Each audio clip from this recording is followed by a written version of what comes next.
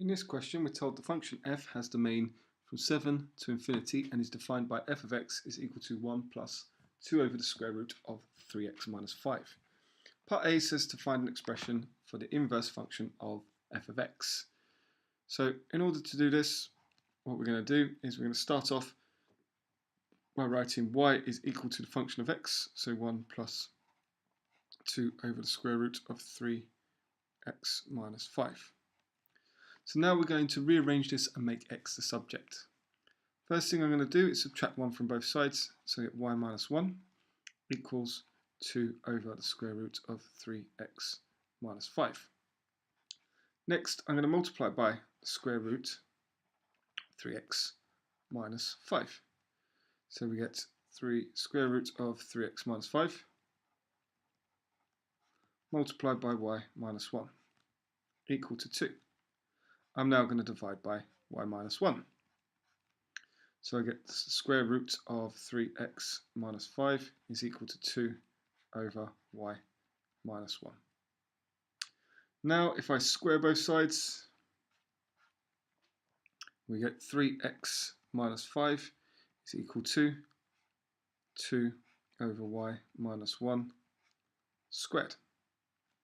If I add 5 to both sides, so that I get 3x is equal to, square the top of our fraction, I get 4, and square the bottom, I'm just going to leave it as y minus 1 squared plus the 5.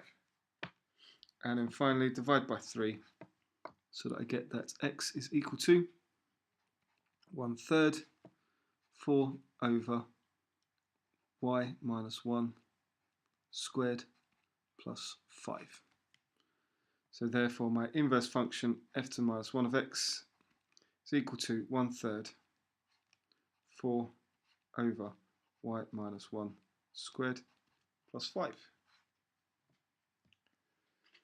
Okay, part B asks for the domain of f to the minus 1 of x, so the domain of the inverse function.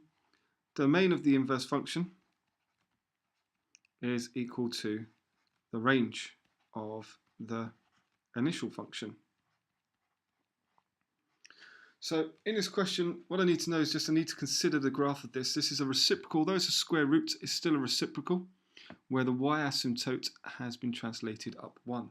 So what we're looking at here is something like the following. So if I just draw that, so where the y asymptotes have been translated. So we're looking at a graph that looks something like this. Now, what I can tell is that the graph should be continually decreasing. The fact that the translation here is minus 5, so this should give me a translation of 1 here, and underneath the graph here we should have a translation of minus 5. So we should get that the asymptote is at 5 over 3, in fact, because if I put 5/3 in there, what's going to happen is this is going to become 3x minus 5 lots of 5 over 3. Actually, should that be 3/5? So I'll just check that out. So no, it should be 5 over 3. So yeah, that'd be 3 lots of 5 over 3 will cancel with minus 5. And so what I know then in that case is for my domain, let's say x is equal to 7 here, we can see from, let's just use a green part here, we can see that it's constantly decreasing past or to the right hand side of x equal to 7. Now, knowing the sketch of the graph is really, really important there. 9 times out of 10, you're given a function that is 1-to-1 anyway, because now I've got this sketch, I can tell that it's definitely 1-to-1, it's definitely always in decreasing. So that tells me that the endpoints will generate my range for the initial function f of x. So before I go any further, I'm just going to label this graph, this sketch here, this is f of x. So if I was to do f of 7, and I substituted this into my function, so I get 1 plus 2 over square root of 3 lots of 7 minus 5. What we get is an answer of 3 over 2. Now unfortunately we can't substitute infinity into this expression. So what I have to think about is what happens when it goes to infinity. Now the graph can actually tell me this. You can see here that it's going to get closer and closer to this asymptote of 1. But we can also consider this algebraically. If we was to say as x approaches infinity, what we have to do is consider what happens to our fraction. So 2 over the square root of 3x minus 5. Well, the denominator will approach infinity, which means the whole fraction will approach 0. And so therefore 1 plus 2 over square root 3x minus 5 will approach 1. And so that means the domain of our inverse function is going to be from 3 over 2.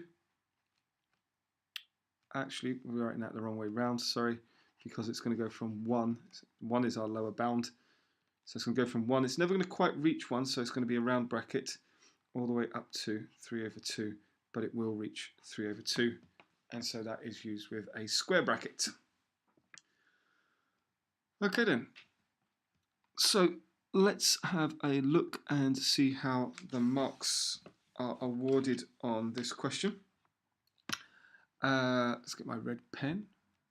So there is, first of all, a standalone mark if you get to this first step here, your first rearrangement. Y minus 1 is 2 over the square root of 3x minus 5. There is a method mark if you have attempt to cross multiply and square both sides. There is then an answer mark if you get to the function that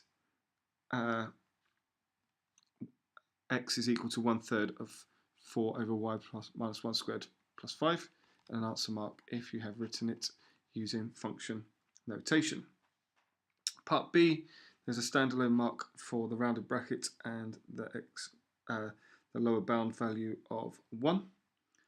And there is a standalone mark for a square bracket and the upper bound value of 1.5 or 3 over 2. Okay, I hope you was able to understand my solution and that you was able to follow how to mark it.